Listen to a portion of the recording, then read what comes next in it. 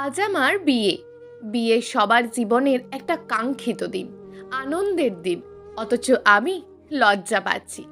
৪৮ বছর বয়সে বিয়ে হলে অবশ্য সবাই আমার মতোই আনন্দ না পেয়ে লজ্জাই পেত।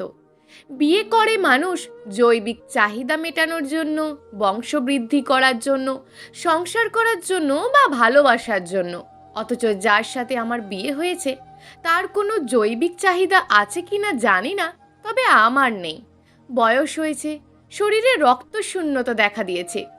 প্রাকৃতিকগতভাবেই বয়স হলে একটা নির্দিষ্ট সময় পর নারীদের সন্তান ধারণ করার ক্ষমতা শেষ হয়ে যায়। আমার সন্তান ধারণ ক্ষমতা শেষ হয়ে গেছে কিনা জানি না, অবশ্য জানার প্রয়োজন হয়নি। স্বামী ছাড়া আমি সন্তান পাবো কোথায়? আমি ফুলশয্যার ঘরে বসে অপেক্ষা করছি আমার স্বামীর জন্য, যার সাথে আজ সন্ধ্যায় আমার বিয়ে হয়েছে। আচ্ছা, আমি যতটা অধীর আগ্রহে ভদ্রলোকের জন্য অপেক্ষা করছি, তিনি নিশ্চয়ই ততটা আগ্রহ দেখাচ্ছেন না। অবশ্য তার আগ্রহের কোনো কারণই নেই। আমি হচ্ছি তার দ্বিতীয় বউ। তিনি ৬০ বছর বয়সের একজন বিপত্নিক। বছর ৫ আগে ভদ্রলোকের স্ত্রী রোড অ্যাক্সিডেন্টে মারা যান। বৃদ্ধ বয়সে তিনি আর বিয়ের চিন্তা করেননি, অথচ ছেলেরা দেশের বাইরে থাকে, সেজন্য অসুস্থ বাবাকে কোনো কাজের লোকের কাছে রেখে যেতে চায়নি।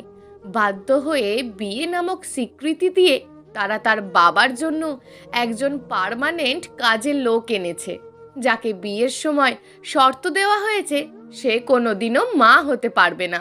বয়স ৪৮ হলেও আমি হচ্ছি কুমারী। মাতৃত্বের আকাঙ্ক্ষা একজন নারী হিসাবে আমারও রয়েছে। আমাকে বিয়ে করাবে তারা একটাই শর্তে, আমি কখনো মা হওয়ার চেষ্টা যেন না করি। আমি কষ্ট পেয়েছি, এমন কঠিন শর্তে ঠুকরে ঠুকরে কেঁদেছি। অথচ ছোট বোন মনে করিয়ে দিয়েছে, বুবু, এমনিতেই তোর আর মা হওয়ার বয়স নেই, শর্ত দিয়ে ভালোই করেছে, তুই রাজি হয়ে যা। আমার অবশ্য রাজি না হয়েও কোনো উপায় ছিল না।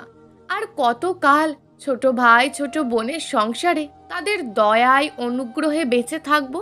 তাদেরও সংসার আছে, বউ বাচ্চা আছে, আমাকে নিয়ে তাদের ছোট হতে হয়। কেউ আসলে পরিচয় দিতে পারে না, নিজের বোন বলতে লজ্জা পায়, কাজের লোক বললে বিবেকে বাঁধে। আমি সব বুঝতে পারি, আমার অপমানে অসম্মানে মরে যেতে ইচ্ছে করে। অথচ এই মধ্য বয়সে কেউ আমাকে বিয়ে করবে সেটাও আশা করিনি। হঠাৎ করে বিয়ের প্রস্তাব আসায় আমার মরুময় জীবনে যেন এক পশলা সুখের বৃষ্টি এসে ঝরে পড়েছে। আমার চেয়েও বেশি উৎসাহী আমার ভাই বোন। আপদ বিদেয় হবে ভেবে তারা শান্তিই পেয়েছে। তারা অবশ্য যেন তেন বিয়ে দেননি। ভদ্রলোকের ঢাকায় ৩টে বাড়ি, নিজস্ব গাড়ি, ব্যাংকে মোটা অঙ্কের ফিক্সড ডিপোজিট আছে। ২ ছেলেই দেশের বাইরে প্রতিষ্ঠিত। দেশের সব কিছু বলতে গেলে আমিই ভোগ করব। এমন নির্ভেজাল সুখের জীবন তো আমার জন্য স্বর্গতুল্য। নিশ্চয়ই প্রশ্ন জাগছে মনে, এত বছরেও কেন আমার বিয়ে হয়নি? বিয়ে হয়নি বলবো না, বিয়ে একসময় আমি ইচ্ছা করেই করিনি, পরে আমাকে দেওয়া হয়নি, এরপরে আর কেউ করতে চায়নি। না না, আমি মোটেও অসুন্দর নই বা অযোগ্য নই। এখন অবশ্য সুন্দরের ছিটেফোঁটাও অবশিষ্ট নেই। আমি যৌবনকালের কথা বলছি, যখন চারিদিক থেকে সমানে বিয়ের প্রস্তাব আসতো। বিয়ের কনে হিসাবে সবার কেবল আমাকেই পছন্দ হতো। আমি অসম্মতি জানালেও অনেকেই বলতো, ঠিক আছে, তুমি এখন বিয়ে না করলে তোমার মতন একজন মেয়ে হলেও আমার ভাইয়ের জন্য দেখে দিও। তার মানে আমার মতো মেয়ে চাই সবার বিয়ে করার জন্য। একটা সময় আমার মতো নয়, সব মেয়েরই বিয়ে হয়ে গেছে, শুধু আমি ছাড়া। আমার বিয়ের বয়সে হঠাৎ করে বাবা মারা যাওয়ায় পুরো পরিবারের দায়িত্ব আমার কাঁধে এসে পড়েছে। তখন আমার বয়স আর কতই বা হবে, বড়জোর ১৮ কি ২০। সবেমাত্র কলেজের গণ্ডিটা পার করেছি। স্কুল শিক্ষক বাবার স্বপ্ন ছিল আমাকে ঢাকা বিশ্ববিদ্যালয়ে পড়ানোর। আমিও শিক্ষকতা করব বাবারই মতন, তবে স্কুলে নয়, কোনো পাবলিক বিশ্ববিদ্যালয়। কিন্তু বিধিবাম, বাবার মৃত্যুর পর আমাকে বাধ্য হয়ে নিজ জেলা শহরে ডিগ্রিতে অ্যাডমিশন নিতে হয়েছিল। আত্মীয় স্বজন কেউ মেনে নিতে পারেনি আমার উপজেলা শহরের ডিগ্রি কলেজের ভর্তি হওয়ার ব্যাপারটা। যে মেয়ে এসএসসি আর এইচএসসিতে স্টার মার্কস পেয়েছে সে পড়বে ডিগ্রিতে। স্বয়ং মা কেঁদে বুক ভাসিয়েছেন। মেয়েকে নিয়ে ছোটবেলা থেকে দেখার স্বপ্ন হঠাৎ করে শুকনো পাতার মতন মরমর করে ভেঙে যাওয়ায়। অথচ আমি ছিলাম চুপচাপ, কারণ বাবার মৃত্যুর পর পুরো পরিবারের একমাত্র অভিভাবক তখন আমি একা। আমরা 4 ভাই বোন, সবার বড় বুবু। সে বুদ্ধি প্রতিবন্ধী, এক জীবনে তার বিয়ে শাদির আর আশা নেই। কে নেবে ওর দায়িত্ব? যে মেয়ে নিজের ভালো বোঝে না, বুদ্ধি নেই, বিবেক নেই, শুধু ক্ষুধা আছে। খেতে বসলে পাতিলে কি আছে না আছে ওসব তার দেখার বিষয় না। তার বড় মাছের টুকরা চাই, প্রতি বেলায় মাংস চাই। খাওয়া একটু কম হলে শুরু হয় তার উৎপাত। এতদিন বাবা মা সহ্য করেছেন, পরে আমাকে আর মাকে সহ্য করতে হয়েছে।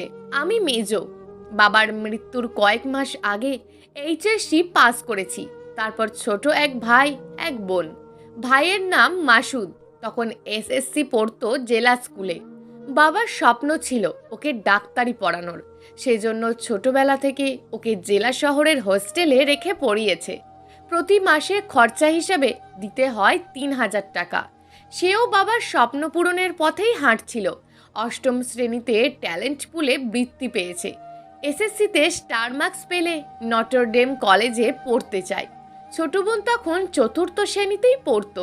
সেও ছাত্রী হিসাবে ভালো ছিল। যে এখন 2 সন্তানের জননী, আমার বিয়েটা তার বাসা থেকেই দিয়েছে। গ্রামের বেসরকারি প্রাথমিক বিদ্যালয়ে শিক্ষক বাবার। বাচ্চাদের লেখাপড়া আর সংসারের সিংহভাগ খরচ আসতো টিউশনি থেকে। বাবার একটা কোচিং সেন্টার ছিল, যেখানে প্রথম শ্রেণী থেকে 10ম শ্রেণীর সব ছাত্রছাত্রীদের গণিত পড়াতেন। যে যা পারত দিত, কারোর সুনির্দিষ্ট কোনো বেতন ছিল না। বেশিরভাগ ছাত্রই সেটার সুযোগ নিত। পরিবার থেকে টাকা নিলেও বাবার বেতন দিত না। তারপর সেই কোচিং সেন্টারের আয় দিয়ে আমাদের 4 ভাই বোনের লেখাপড়া এবং সংসার বেশ ভালোই চলছিল। হঠাৎ বাবার মৃত্যুর সাথে সাথে কোচিং সেন্টারটাও বন্ধ হয়ে গেল, সাথে সংসারের চাকা ও ভাই বোনেদের লেখাপড়া। বাধ্য হয়ে আমাকে সংসারের হাল ধরতে হয়। ভাই বোনেদের স্বপ্ন পূরণের সারথি হতে বাবার কোচিং সেন্টারের দায়িত্ব নিতে হয়েছে আমায়। বাবার মৃত্যুর পর অনেকগুলো ভালো পরিবার থেকে আমার জন্য বিয়ের প্রস্তাব এসেছিল। যারা করতে পারবে না বা যাদেরকে কখনো পাত্র হিসাবে যোগ্য মনে হয়নি আমার জন্য বাবার কাছে একসময়, এখন তারাই করুণা করে বিয়ে করে কন্যাদায়গ্রস্ত পরিবারকে উদ্ধার করতে চেয়েছিল। গ্রামের একটা মেয়ে উপযুক্ত হলে নানান মানুষ নানান মন্তব্য করেন। আমিও সেই মন্তব্যের ঊর্ধ্বে ছিলাম না। আমাকে নিয়ে মন্তব্য করার আরেকটা কারণ হচ্ছে আমি অভিভাবকহীন এতিম। সেই মুহূর্তে মা নীরব হয়ে মুখে আঁচল চাপা দিয়ে কান্না করেছিল। এদিকে মেয়ের জীবন, অন্যদিকে শূন্য ভাসমান পুরো সংসার। যদিও ছোট ভাইটা বলেছে সংসার একার আপন নয়, প্রয়োজনে আমিও হাল ধরব। আমি রাজি হইনি।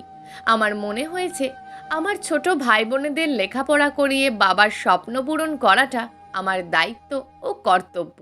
ভাইকে সংসারের হাল ধরতে বলবো যে এখনো এসএসসি পাসটা পর্যন্ত করেনি, অথচ নিজে বিয়ে করে সংসার করব? প্রতিবন্ধী বোনকে মায়ের কাঁধে ফেলে রাখবো? এসবের কোনোটাই আমার শিক্ষক পিতার আদর্শ নয়। সবই আগের মতোই চলছিল। বাবার স্কুলের চাকরিটাও আমার হলো, সাথে ছিল কোচিং সেন্টার। আমি ভাই বোন মা কাউকেই কষ্ট পেতে দিইনি। পুরো সংসারের দায়িত্ব বাবার মতন করেই পালন করতে লাগলাম। আর স্বপ্ন দেখতে লাগলাম আকাশ পড়াশোনা শেষ করে একদিন বড় চাকরি করবে। আমি লাল বেনারসি শাড়ি পরে তার ঘোমটা টানা মিষ্টি বউ হব। আকাশ হচ্ছে বাবার এক ছাত্র, আমার থেকে 2 বছরের সিনিয়র। পৃথিবীতে তার মা ছাড়া আপন বলতে কেউ ছিল না। ছোটবেলায় রোড অ্যাক্সিডেন্টে বাবাকে হারিয়ে মাকে নিয়ে নানার বাড়িতে উঠেছিল। তার নানাদের পুরো বংশের প্রাইমারির গণ্ডি ফেরানো একজন মানুষও ছিল না। একদিন ওর মা ছেলেকে নাম দস্তখত শেখানোর জন্য বাবার কোচিং সেন্টারে এনে ভর্তি করিয়ে দিয়েছিলেন। আকাশের মেধা এত ভালো ছিল যে তাকে একটা পড়া 2-3 বারের বেশি কখনোই বলতে হতো না। আমার বাবা চায়নি এমন মেধাবী একটা ছেলের লেখাপড়া বন্ধ হয়ে যাক। তাই বাবা ওর মাকে বুঝিয়ে ওকে স্কুলে ভর্তি করিয়ে দিয়েছে। সাথে ওর মস্তিষ্কে লেখাপড়ার গুরুত্বের বীজ বপন করে দিয়েছে। এরপর আর পিছন ফিরে তাকাতে হয়নি। সে নিজের চেষ্টায় ঢাকা বিশ্ববিদ্যালয়ে ইংলিশ ডিপার্টমেন্টে ভর্তি হয়েছে। আকাশ লেখাপড়ার ব্যাপারে বিভিন্ন পরামর্শের জন্য নিয়মিত বাবার কাছে আসা যাওয়ার ফলে আমাদের মাঝে একটা বন্ধুত্বপূর্ণ সম্পর্ক হয়ে গেছে ছোটবেলা থেকেই। এই সম্পর্কটা একদিন বন্ধুত্বের চেয়ে বড় কিছু হবে আমার পরিবার এবং আমি কোনোদিনই ভাবিনি। একদিন আকাশের মা এসে বাবাকে অনুরোধ করলেন বাবা যেন কখনো আকাশকে তার স্নেহ থেকে বঞ্চিত না করেন। তিনি আমাকে তার পুত্রবধূ হিসাবে দেখতে চান। বাবা সেদিন কোনো দ্বিমত করেননি, আবার কথাও দেননি। এরপর থেকেই আমাদের বন্ধুত্বপূর্ণ সম্পর্কটা দুই পক্ষের সম্মতিতেই আর কয়েক কদম এগিয়ে গেছে। এটাকে ঠিক প্রেম বলা যাবে না, আবার বন্ধুত্বও নয়। একটা নির্ভরতার জায়গা তৈরি করে নিয়েছিল সে নিজের অজান্তেই। আমরা কখনো কারোর হাত পর্যন্ত ধরিনি। যেদিন বাবা মারা গেলেন সেদিন আর সবার মতো আমি তার বুকে আছড়ে পড়ে কান্না করেছি। গভীর নির্ভরতায় আর উষ্ণতায় আমি বারবার কেঁপে উঠেছি। এরপর থেকে লক্ষ্য করেছি আকাশ আমার কাছ থেকে বিশেষ কিছু একটা চাইতো। তখন সে ঢাকা বিশ্ববিদ্যালয়ের ছাত্র। তার বাড়ি আসার পরিমাণ আগের চাইতে বেড়ে গেল। তখন চারিদিক থেকে আমার বিয়ে নিয়ে মাতামাতি চলছে। সে বিশেষ কিছু চাইতো আমার কাছে, অথচ আমার বিয়ের আলোচনায় তাকে কখনো বিচলিত মনে হয়নি। ব্যাপারটা এমন, তুমি যারই বউ হও আমার আপত্তি নেই, শুধু একবার হলেও নিবিড়ভাবে আমার কাছে আসো। আমি কৌশলে এড়িয়ে যেতাম। আমার দিক থেকে আশানুরূপ সাড়া না পেয়ে হঠাৎ করে আকাশ বদলে যেতে লাগলো। বাবার মৃত্যু, আমার স্থানীয় ডিগ্রি কলেজে ভর্তি হওয়ায় পুরো পরিবারের দায়িত্ব আমার কাঁধে এসে পড়ায় আকাশ তার স্বপ্ন পরিবর্তন করলো। আমাকে নিয়ে সে আর বিয়ে করার স্বপ্ন দেখেনি। সে একসময় ভেবেছিল আমিও বিশ্ববিদ্যালয়ে পড়ব, আমারও সুন্দর একটা ক্যারিয়ার হবে।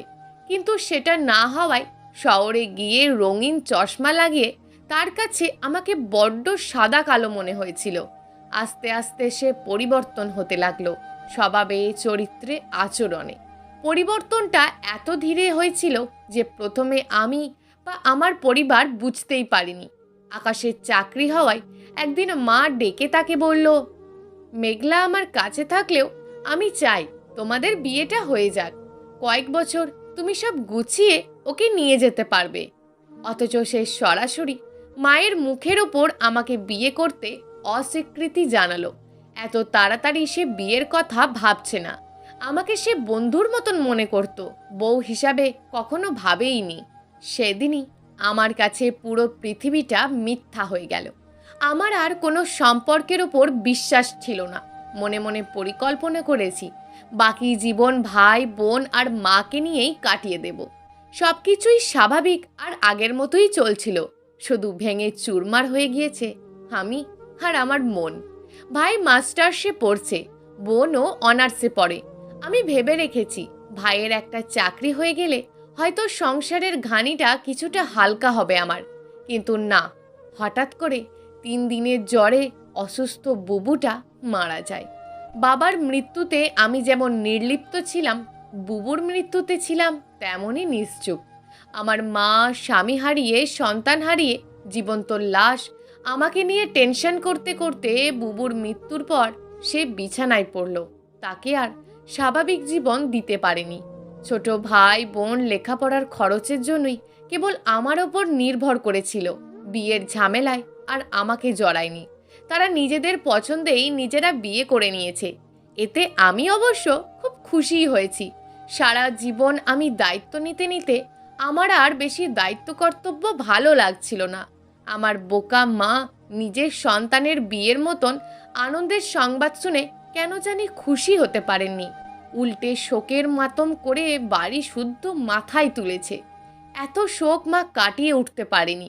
হঠাৎ করে আমাকে সংসার থেকে সম্পূর্ণ বিচ্ছিন্ন করে পরপারে পাড়ি জমালেন। ভাই বোন কিন্তু আমাকে ছুঁড়ে ফেলে দেয়নি, তাদের সংসারের দায়িত্বও আমার কাঁধে তুলে দিয়েছিল। ছোট বাচ্চা, চাকরি সব তারা একা হাতে সামলাতে পারছিল না। বিপত্তি বাঁধালো ভাইয়ের বউ, সে আর আমাকে সহ্য করতে পারছিল না। ফুলশয্যার বিছানায় বসে শহুরে উচ্চশিক্ষিত মেয়েটার প্রতি মনে মনে কৃতজ্ঞবোধ কাজ করছে। সে না চাইলে তো এক জীবনে আমার গায়ে এই লাল বেনারসি শাড়ি উঠত না। অপেক্ষা করতে করতে আমার যখন তন্দ্রার মতন এসেছিল, তখন প্রায় গভীর রাত। আশরাফ সাহেব দরজা ঠেলে ভেতরে প্রবেশ করলেন। খট করে দরজার সিটকিনির শব্দে ভয়ে লজ্জায় আমার বুকের ভেতর বন্দি হয়ে থাকা এতদিন মৃতপ্রায় মনটা যেন লাফাতে লাগলো। কোনো অজানা সুখের প্রতীক্ষায় আমার সারা দেহ মন তখন উৎসুক হয়ে আছে। ড্রিম লাইটের আলো আঁধারিতে আমার মনে হয়েছিল ত্রিশোর্ধ্ব কোনো যুবক এসে আমার পাশে বসেছে, যে মুহূর্তে হরণ করে নেবে আমার সমস্ত অস্তিত্ব। কোনো শক্তি দিয়ে, কোনো যুক্তি দিয়ে তাকে বাধা মানাতে পারবো না। কিন্তু না, আমার সব কল্পনাকে মিথ্যা প্রমাণিত করে দিয়ে তিনি বিছানা ছেড়ে উঠে দাঁড়ালেন। তার গন্তব্য সামনের সোফা। তিনি ছোট ছোট কদম দিয়ে সামনে এগিয়ে গেলেন। আমি সামনে এগিয়ে যাওয়া পদজোড়ার দিকে এক দৃষ্টিতে তাকিয়ে থাকলাম। আমার বুকের ভিতরে তখনও ঝড় বয়ে যাচ্ছে। এটা কিন্তু সুখের ঝড় নয়, ভয় আর আতঙ্কের। কি করতে যাচ্ছেন ভদ্রলোক? আশরাফ সাহেব হেলান দিয়ে সোফায় বসলেন। আমি উদ্গ্রীব হয়ে অপেক্ষা করছি তার কণ্ঠ শোনার জন্য। কয়েক হাত সামনে বসে থাকা লোকটা আমার স্বামী, আমার জীবন মরণের সঙ্গী, আমার হেরে যাওয়া, ডুবে যাওয়া, তলিয়ে যাওয়া জীবনের একটা অবলম্বন। হঠাৎ করে আমার আকাশের কথা খুব মনে পড়ছে। প্রায় 20 বছর তার সাথে কোনো দেখা সাক্ষাৎ নেই। একবার শুনেছি বিয়ে করেছে, বউয়ের সাথে বনিবনা না হওয়ায় এখন সেপারেশনে আছে। আচ্ছা, আমার সামনে এভাবে আকাশ বসে থাকলে আমি কি নিশ্চুপ হয়ে খাটেই বসে থাকতাম, নাকি এগিয়ে গিয়ে তার পাশে বসতাম? আমার বুকের তলানি থেকে দীর্ঘশ্বাস বেরিয়ে আসলো। আমি চাই না, কোনোভাবেই চাই না কষ্ট দেওয়ার নষ্ট অতীত মনে করতে। তারপরও কেন যেন থেকে থেকে মনে পড়ে যায়, আমাকে বিষণ্ণ করে তোলে সব সময়। হঠাৎ নিস্তব্ধতা ভঙ্গ করে আশরাফ সাহেব বললেন, আসলে আপনাকে একটা কথা না বললেই নয়। আপনি নিশ্চয়ই আমার সম্পর্কে সব কিছু জেনেই বিয়েতে রাজি হয়েছেন। আমি চুপ করে আছি। এই মুহূর্তে আমার কি বলা উচিত বুঝতে পারছি না। আমার উত্তরের অপেক্ষা না করে তিনি বলতে লাগলেন, সত্যি কথা বলতে কি, এই বয়সে আমার আর বিয়ে করার মোটেও ইচ্ছে ছিল না। আপনি শুনেছেন, আমার স্ত্রী গত হয়েছেন প্রায় 5 বছর। তিনি আসলে আমার স্ত্রী ছিলেন না। আমি এমন কথা শোনার জন্য মোটেও প্রস্তুত ছিলাম না। পুরো কথাটা আমার কানের মাঝে ধাক্কার মতন লাগলো। অস্পষ্ট স্বরে আমার মুখ থেকে বেরিয়ে এলো, কি? জি, আপনি ঠিকই শুনেছেন। বাচ্চাদের স্বর্গীয় মায়ের সাথে আমার সম্পর্ক বিচ্ছিন্ন হয়েছে আজ প্রায় 14 বছর। আমাদের আলাদা হওয়ার 9 বছর পর তিনি পরলোক গমন করেছেন। অথচ এই বিষয়টা আত্মীয় স্বজন, বন্ধু বান্ধব কেউই জানতে পারেনি, কারণ আমরা একই বাড়িতে থাকতাম।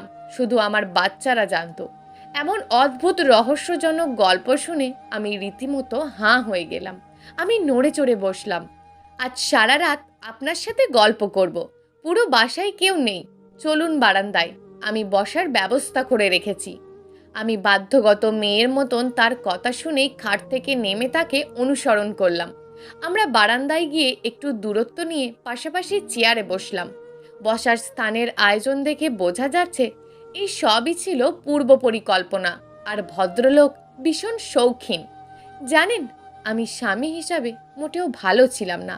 আমি অফিসে সেরা অফিসার, বন্ধু মহলে সেরা বন্ধু, বাচ্চাদের সৎ বাবা, ভাড়াটিয়াদের সেরা বাড়িওয়ালা।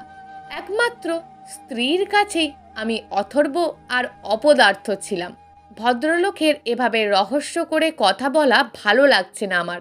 ইচ্ছে করছে এক নিমেষেই পুরো রহস্যের উন্মোচন করে ফেলি।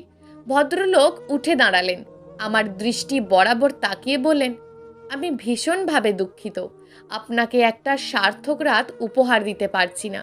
আমি গলা হাঁকারি দিয়ে ভদ্রলোকের চোখের দিকে তাকালাম। এই প্রথম আকাশ ছাড়াও অন্য কোনো পুরুষের দিকে তাকিয়ে আমি ভালোবাসা অনুভব করছি। ভদ্রলোকের চোখের কোণা ভিজে আছে। আলো আঁধারিতেও আমার চোখ এড়িয়ে যায়নি ব্যাপারটা। ইচ্ছে করছিল আলতো করে চোখটা মুছে দিই, কিন্তু না, এখনও সেই সময় আসেনি। 24 ঘন্টা আগেও তো এই লোকটা আমার সম্পূর্ণ অচেনা ছিল।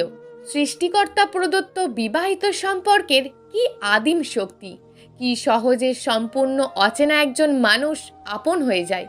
আমি যে নিজেকে পরিবর্তন করতে চাইনি সেটা কিন্তু নয়, কিন্তু কোনোভাবেই নিজের দোষ খুঁজে পাইনি। একটা সময় আমার কনফিডেন্ট লেভেল একদম তলানিতে পৌঁছে গেছে। আমি বিশ্বাস করতে শুরু করেছি আমি হয়তো সত্যি স্বামী হিসাবে, মানুষ হিসাবে একদমই ভালো নই। আমি আবারও অস্পষ্ট স্বরে বললাম, তারপর? আপনি বোর হচ্ছেন না তো? একদমই না। আশরাফ সাহেব হাসলেন। কোনো মানুষের হাসির শব্দ এত সুরেলা হয় সত্যিই আমার জানা ছিল না। আমার বুকের ভিতর আবার ডিপ ডিপ করতে শুরু করলো। দোষ যে আমার একেবারেই ছিল না তা কিন্তু নয়। বিয়ের 20 বছর পর 2টি বাচ্চার মা হওয়ার পর যদি একজন মানুষ হঠাৎ অভিযোগ করে আমি দৈহিক সুখ দেওয়ার যোগ্যতা রাখি না, এটা আমার জন্য কতটা অসম্মানের আপনাকে বলে বোঝাতে পারবো না। হঠাৎ করে আমার উৎসাহের ভাটা পড়ে গেল। যদিও দৈহিক কর্মে একজন পুরুষ কেমন আমি জানি না, জানা সেই সৌভাগ্য আমার হয়নি, কিন্তু আমি তো অসুস্থ নই। আমার সব ইন্দ্রিয় তো সচল আছে, হয়তো এতদিন নির্জীব ছিল। ভদ্রলোক আমার মনোভাব বুঝতে পেরেছেন। না না, আপনি একদমই ভয় পাবেন না।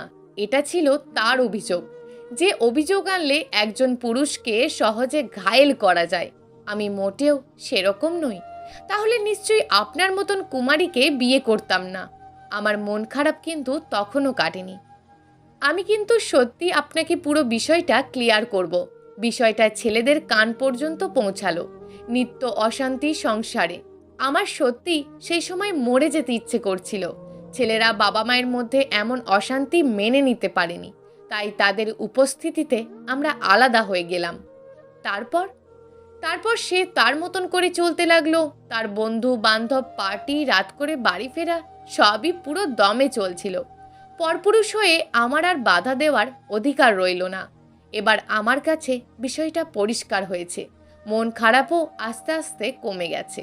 বাচ্চাদের মায়ের মৃত্যুও কিন্তু পার্টি থেকে ড্রিঙ্ক করে রাতে ফেরার পথে রোড অ্যাক্সিডেন্টেই হয়েছিল। ভোর হয়ে এলো, আমি উঠে দাঁড়ালাম। একটু বসুন, আর একটু কথা আছে।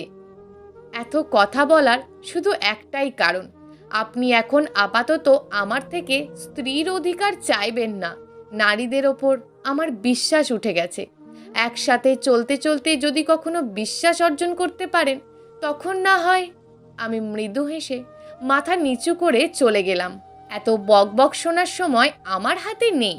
আজ আমার কত কাজ। স্বামীর জন্য নাস্তা বানাতে হবে, বাবার বাড়ি থেকে লোকজন আসবে, তাদের আপ্যায়ন করতে হবে।